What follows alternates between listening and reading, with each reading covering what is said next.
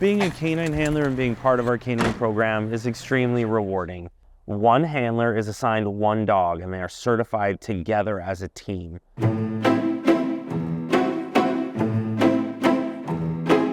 Because there's a lot of nuance when a dog first picks up that odor. Just like our handlers are unique individuals, every dog is unique. They have their own personalities, and there's a little bit different nuance.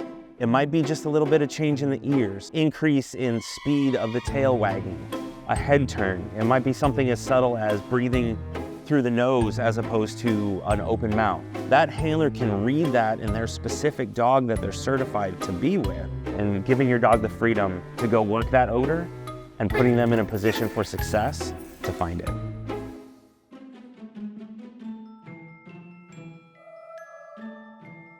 Believe it or not, dogs can smell in stereo. So the same way that we hear in stereo, when one little part of target odor that we've trained the dogs to find hits one nostril before the other, their brain is just wired to immediately turn into that and track that to the source.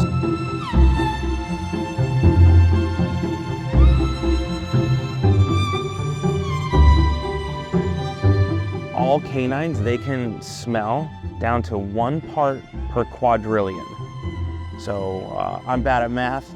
Is essentially if you took 4 American football fields full of Kentucky bluegrass, you trained that dog to find fescue grass, that dog can find 1 blade of fescue in 4 football fields full of Kentucky bluegrass.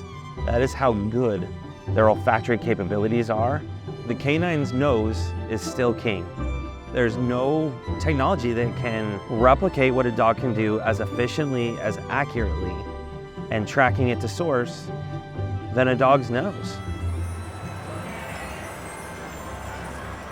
So every day our dogs hit the floor looking for things that could hurt our guests and our employees. Now, of course, our dogs have very different standards from your typical police dog.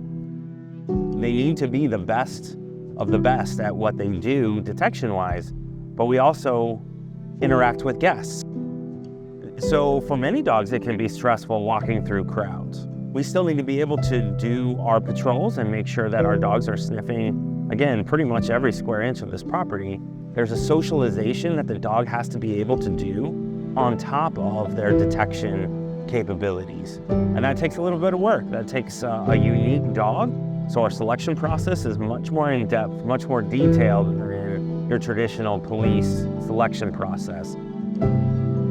We are very proud of our dogs as well as our handlers. And it's easy for us to say we have the best of the best, but we compete in 2 different canine trials every year, specifically in the explosives detection division. And our dogs, since 2016, have brought home the championships every year. And last year was the first time in 30 years of the Las Vegas Metro Police canine trials that one team took 1st, 2nd, and 3rd place, and that was our canine team here at the Wynn.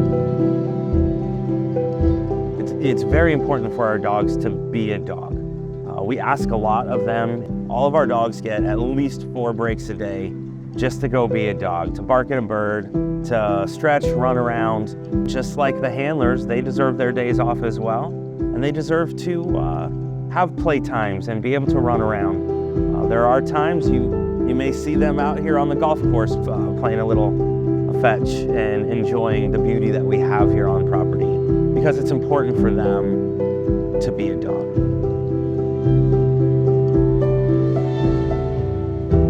The relationship between a working canine and their handler is something that it's very difficult to describe.